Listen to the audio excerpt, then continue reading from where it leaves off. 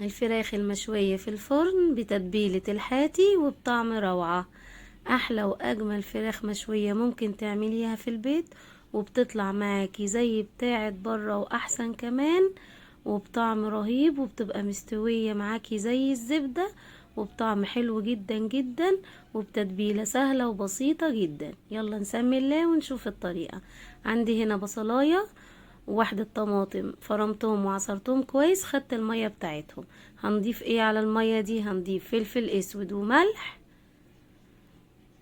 وبعدين هقلبهم كويس. هضيف فلفل اسود وملح وقلبتهم كويس، وبعدين هنضيف معلقة كبيرة من الصويا صوص، ومعلقة كبيرة من دبس الرمان، وبعدين هنضيف عليهم، هقلبهم كويس، وبعدين هضيف عليهم معلقة كبيرة من الخل، وهقلب كده كويس. وبعد كده بقى هنضيف حاجة أخيرة، صلصة، أو يعني حوالي 3 معالق كبار من الصلصة، أو لو مش موجود عندك صلصة ممكن تحطي كاتشب، يعني الاتنين بيدينا نفس النتيجة.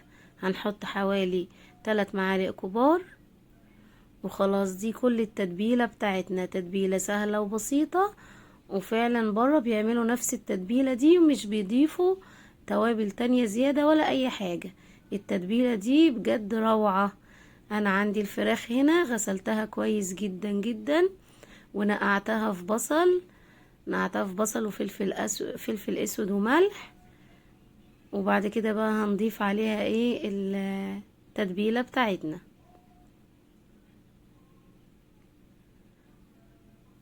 هنضيف التتبيلة كويس جدا كده على الفراخ، وهنسيبها بقى حوالي من 6 ل 8 ساعات، ويا ريت نسيبها ليلة كاملة. لو سيبناها ليلة كاملة في التلاجة هتدينا طعم رهيب، ومش هتاخد معانا تسوية خالص، هتستوي معانا بسهولة جدا جدا. هسيبها منقوعة كده في التتبيلة بتاعتنا، وبعدين هجيب صاج، وهحط على الصاج الشبكة بتاعتنا، وهحط عليها الفرخة زي ما حضراتكم شايفين كده. وبعدين هضيف في الصاج ده حوالي كوباية كبيرة من المية المغلية. لو ما عندكيش الشبكة اللي انا حطاها دي، ممكن تحطيها على الشبكة بتاعة الفرن العادية اللي هي مش بتتقفل عادي يعني. بس احنا بنحط دي، بتدينا يعني بتستوي معانا بسرعة اكتر، وبتدينا شكل حلو جدا زي الفراخ اللي بنجيبها من الحاتي بالظبط. هدوس عليها كده كويس، وهقفلها وادخلها الفرن في الرف اللي في النص. هتقعد معانا بالظبط حوالي ساعة ونص، وهتستوي وهتطلع معانا جميلة جدا. وهنشغل عليها النار من تحت بس.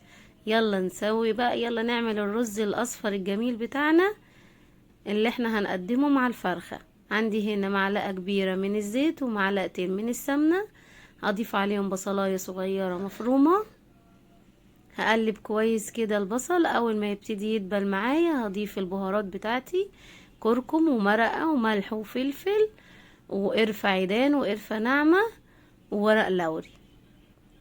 ولو حضراتكم عايزين تضيفوا حاجة تانية ممكن تضيفوا كاري، بيدي طعم حلو جدا برضو ولون جميل. هقلب كويس جدا التوابل كده. اول ما تطلع لها ريحة كده وتدينا طعم وريحة كده، هنبتدي بقى نضيف الرز بتاعنا. انا الرز نقعته حوالي، يعني غسلته كويس ونقعته حوالي نص ساعة. النقع كويس بيخلي الرز ما بياخدش معايا تسوية كتيرة، والحباية بتبقى طرية وجميلة. انا حطيت الرز وهقلب كويس جدا، وهضيف حوالي معلقة صغيرة من الكركم تاني، لان انا حاسة ان اللون يعني محتاج ان هو يزيد شوية. هحط معلقة صغيرة من الكركم وهقلب. هفضل اقلب كده في حوالي 3 أو 4 دقايق، بحيث ان الرز معايا يتشوح، ولما اجي احط عليه المية السخنة يغلي معايا بسرعة. بصوا انا ضفت حوالي معلقة صغيرة من الكركم تاني، وقلبته لحد ما بقى اللون معايا بالشكل ده.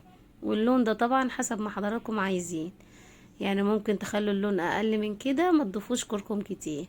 انا ضفت معلقتين من الكركم. هحط بقى المية اللي بتغلي، وهضيف الملح وهقلب. بصوا بقى لما بتشوحوا الرز فترة يعني كام دقيقة كده، بيغلي معاكم بسرعة وبيطلع مفلفل وجميل جدا.